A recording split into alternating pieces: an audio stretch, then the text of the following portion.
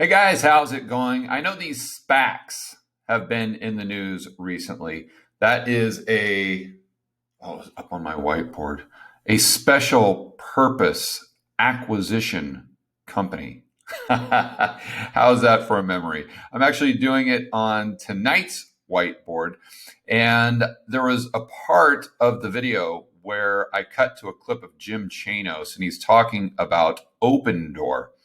And I actually tweeted this out the other day. I said that, listen, I'm a mere amateur when it comes to macro and stocks, but when it comes to real estate, I know what I'm talking about. I am an expert in real estate. That's for sure. So I wanted to dive into this open house a little bit further because I know they kind of just went public and it ties into the whole SPACs thing we've been hearing about in the news. So let's dive into that. I've got an article. Actually, let's just go to the Open Door website so we can get kind of an idea of how revolutionary or not this company is. And I was making a joke in my video this evening about everything is about disrupting. We're going to disrupt that. And we're going to disrupt food delivery. And we're going to disrupt retail. We're going to disrupt housing. We're going to disrupt property management. And I agree, there's a lot of things you can disrupt.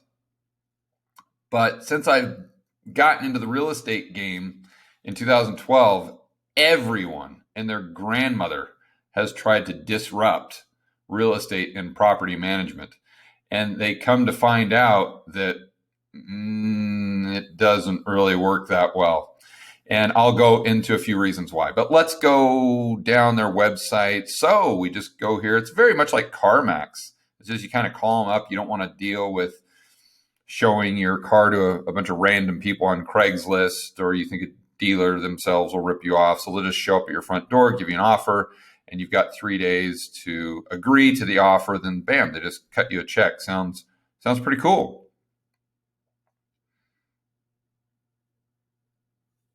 And look at this, you'll save money. Okay, great. So how do they save you money? Because they cut out the commission for these seller's agent, not the seller's broker, the seller's agent. And we'll get into that. I think they kind of outline it. So make an offer they can't refuse. Sellers love the certainty of cash. When you buy a home with Open Door, you can use your cash to beat the competition and bypass a bidding war. Okay, maybe a little too rosy, but we'll take that at face value.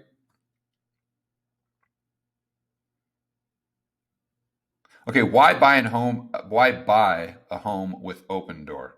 Okay, so one up to 1.5 in savings, and that's where they're basically allowing you to pocket the money that would go to the agent in this case, because they're kind of the broker and the agent. Other than that, let's see, buy before you sell. So that's kind of the mortgage side of what they do, I'm assuming. Unlock self tours, and real estate agents do that. That's not a real new thing. Help from a team of experts. Okay, traditional agents do that. On demand property reports. Traditional agents do that too. Support and negotiation. Traditional agents do that as well. So not much other than you save a little bit of money. So that would be the benefit to working with Open Door, in addition to maybe getting a check a lot faster and not having to wait, let's say 90 days or 6 months to close a deal. Even if you get a buyer right away, it's still going to take you a minimum of 30 days to close the deal usually. And I say usually because if you go to an existing wholesaler, then they can do a deal in 2-3 days. They can do a deal just as fast as Open Door. And that's one thing that I was kind of curious to see if they had anything that would benefit a seller more than just your normal wholesale guy. And we've all seen the signs up on the highways or whatever. We buy ugly homes. Well, what do you think their business is? It's just they give you cash right on the spot for a house. It's the same thing. You see those bandit signs everywhere. We buy your home for cash. You see those always on the side of the street, or when you're turning into Home Depot or something like that. That's what they do. So there's nothing new about getting a home or selling a home for quickly for cash. Now, the catch is you've got to find a motivated seller. Usually a motivated seller, there's a reason that they want to get out of that house. They've got financial problems. Their house is a complete dump. I could go down a laundry list of reasons why. I've bought so many homes that are in terrible shape. I bought homes sight unseen. I've bought homes at tax foreclosure auctions. Trust me, I get the good, the bad, and the ugly with real estate. Been there, done that. But my point is, when you're a wholesaler and you're giving people cash on the spot like this, the only way you can make this business work is if you get the property for pennies on the dollar. You can't pay retail. There's no way. So either the seller has to take a lower price than retail if they were to wait and just put it on the MLS, or the person buying the house is going to lose money over the long run. Why is that? Because you're getting, I don't want to say the bottom of the barrel, because sometimes you can get some great houses, but if you buy 10 houses, a couple of them are going to be just huge home runs, but a few of the houses are going to need new roof, a new foundation, a new hot water heater. There's going to be so many things that even an inspection might not catch.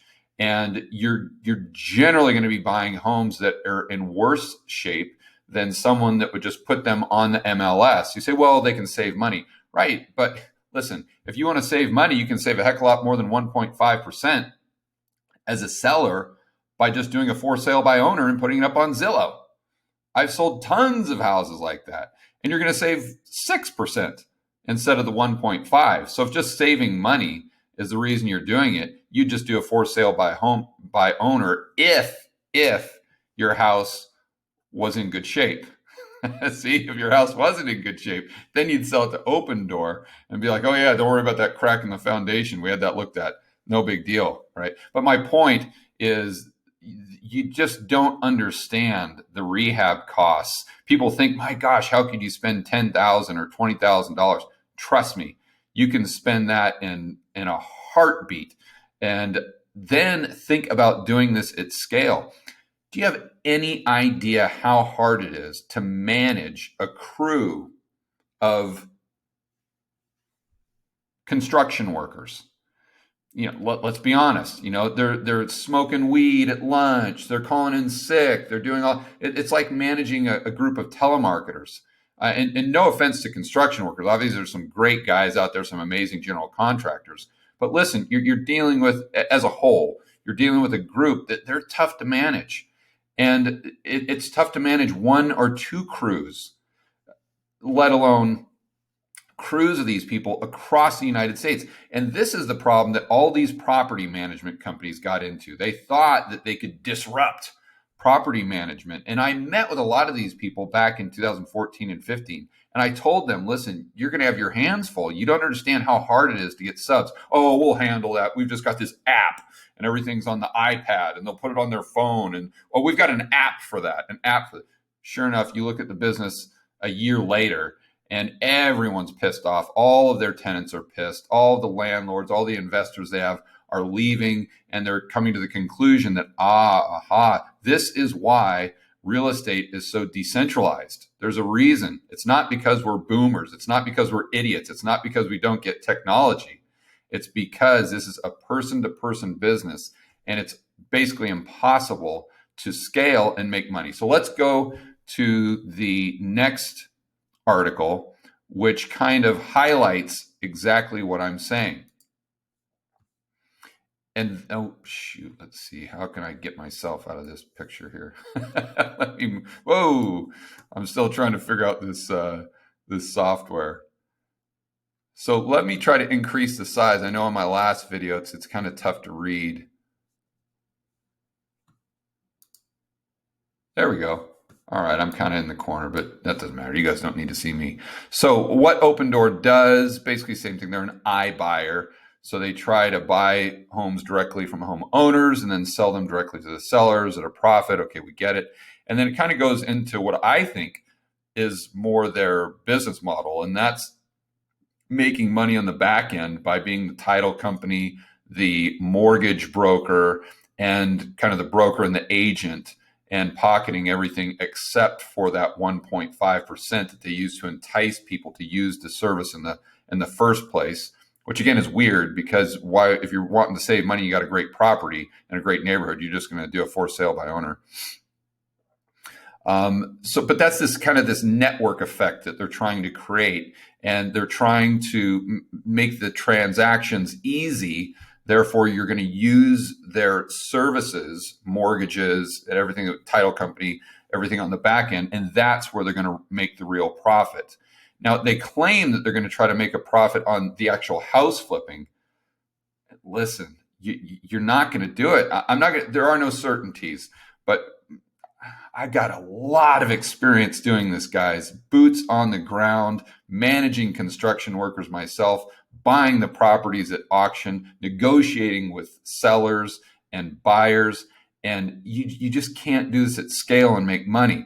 And once we start digging into the numbers, you see that this is probably correct. So in 2019 alone, implied market size of $2 trillion.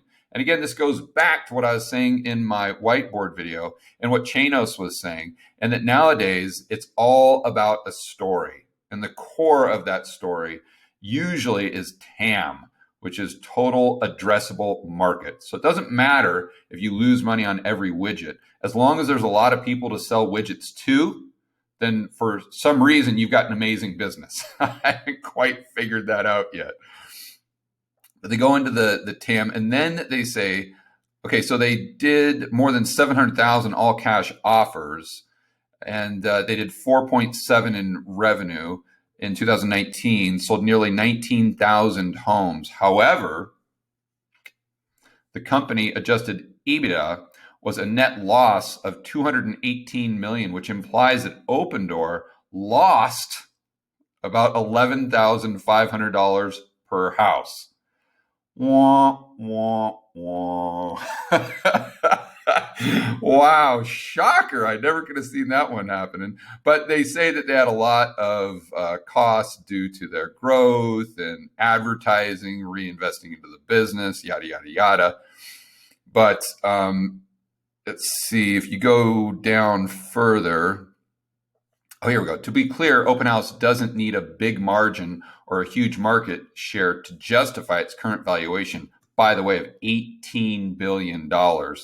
If it just grew 2% of the U.S. housing market and makes a $5,000 profit per house, it would translate into $600 million in annual profit. And that's not including, well, by the way, that still, I don't know, justifies an $18 billion price. Okay, what type of PE are you giving it there, my friend? But anyway, I don't know. I wouldn't give it that valuation, but what do I know? How are you going to grow that? But okay, I don't want to get off on a tangent here. My point is, there's no way they're going to make $5,000 per house. It's just not going to happen. And if it would, you got to think about the spread that we talked about earlier. If someone has a house that doesn't need that much work, or they're not a crack addict to where they have to sell, or they're a motivated seller, they're going to want the maximum price. And if you give them the price they need to sell to you, and let's keep in mind, most people's house is their number one investment. That's almost the entirety of their net worth, excluding their 401k. So they're going to want to try to get every single penny out of that thing they possibly can. So if you're not giving them a premium price, they're just going to sell it on the MLS. And if they want the extra savings, like I said, they're just going to do a for sale by owner. It's not that difficult. And so the only way that you're getting this house, my point, is if you're overpaying, because you've got to pay them retail. Now, how do the wholesalers do it? Because they go in there face to face, and they use their negotiating skills. All these things I tell you about doing business in Medellin, how I make money on the buy side, I never give them their asking price. I never go there and just shoot them an offer like over the internet and say, there you go, I'll give you the check tomorrow. No, you have to go there and negotiate, get that price down, further and further and further. This is a skill set.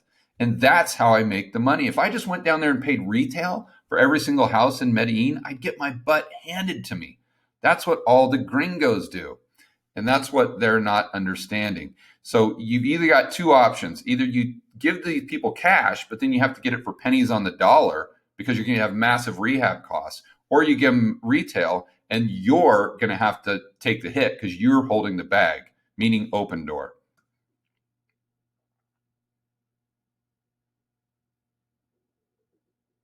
So hopefully that makes a lot of sense. I know I've kind of rambled on with this video, but obviously I know a lot about real estate. So when I see these things, I really it gets me going and it gets me fired up here because I just think they're trying to take advantage of the retail investor by not really setting up a business that they know will make money long term, but setting up a business that is a good story to lure people in to invest. So the original entrepreneurs, quote unquote, and the original investors or whomever set up the SPAC, whatever, they can cash out and let the retail investor that buys into this story because they've never flipped 40 houses or they've never flipped 100 houses or they don't have the experience in real estate. They just buy into this story because it sounds good